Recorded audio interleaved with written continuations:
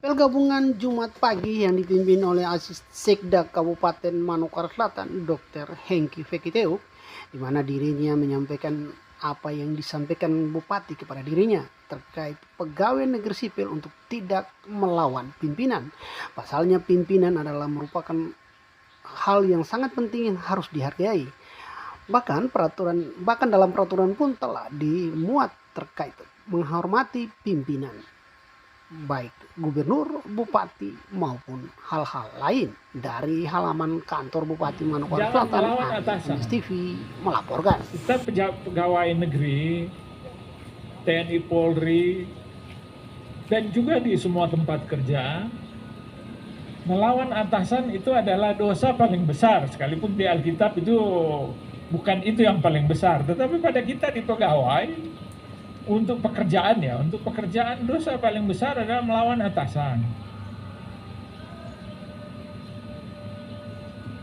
Jadi jangan itu dilakukan. Ini Pak Bupati juga baru bilang.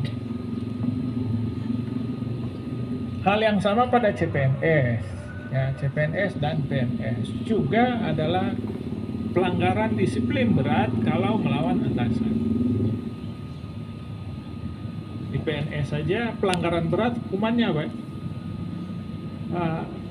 Kabah hukum, kick out ya. Pelanggaran berat, kick out. Sudah jadi perbub etik. Ya, jadi kita terikat dengan kode etik. Ada yang melanggar etik akan disidang kode etik. Kalau terbukti melanggar kode etik, akan dijatuhkan hukuman disiplin. Nah, hukuman disiplin itu dari ringan, sedang, berat. Yang paling tinggi sudah berat itu.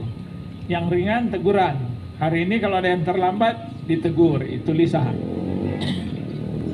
Ada teguran tertulis. Kemudian ada penundaan kenaikan pangkat, ada penurunan pangkat, ada penghentian jabatan, ada yang terakhir pemberhentian dari pegawai. Jadi yang paling berat kita diberhentikan sebagai pegawai.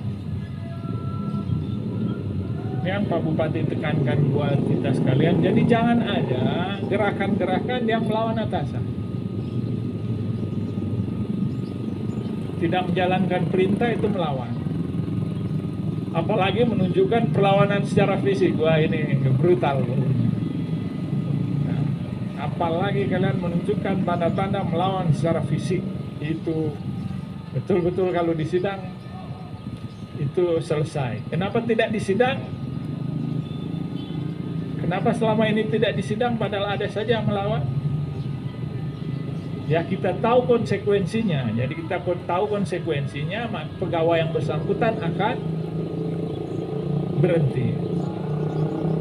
Sayangnya di peraturan disiplin itu ditulis atasan yang tidak menjatuhkan hukuman disiplin sebesar yang dia langgar terkena pasal yang sama dengan yang dia langgar. Jadi ya berat juga ini.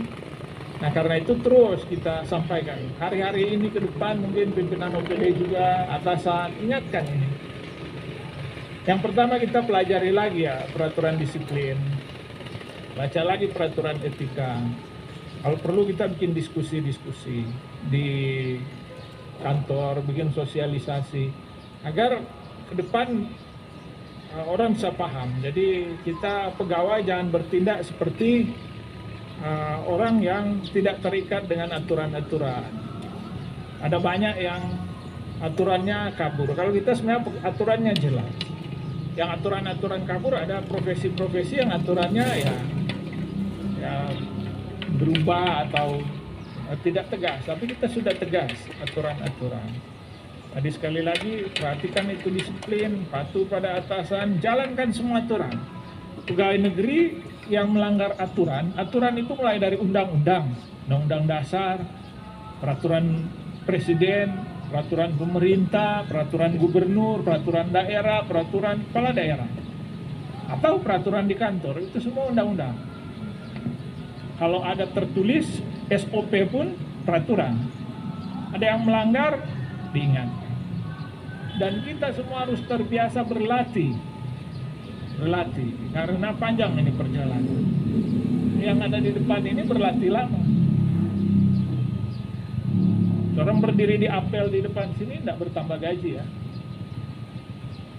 Tetapi kenapa mesti datang? Kita datang kerja jam berapa? Jam 8 ya. Itu diatur dengan apa?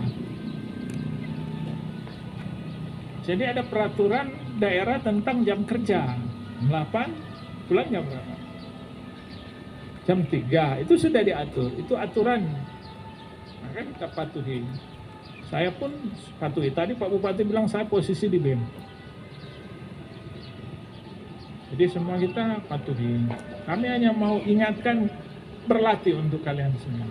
Dari hasil latihan itu, organisasi kita mulai, kalau kita sudah berdisiplin, pimpinan bisa lebih mengarahkan pekerjaan kita supaya kita mengerjakan. Masih kurang terampil, kita bikin bimte, kita bikin sosialisasi, atau kita bikin pendidikan formal. Masih kurang lagi, kita coba rotasi pekerjaan. Jadi yang satu dipindahkan ke tempat yang lain. Itu kepentingannya untuk penguatan organisasi. Jadi tidak selalu kalau ada perpindahan itu hukuman. Jadi Pak Bupati bilang tanggal 15, ini tanggal 8. Tanggal 15 ada pelantikan. Tadi Pak Bupati ingatkan, tanggal 15 ada pelantikan.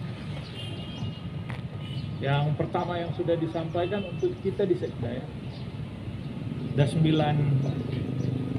bagian dan setiap bagian ada 2 sub bagian. Kemudian OPD yang lain.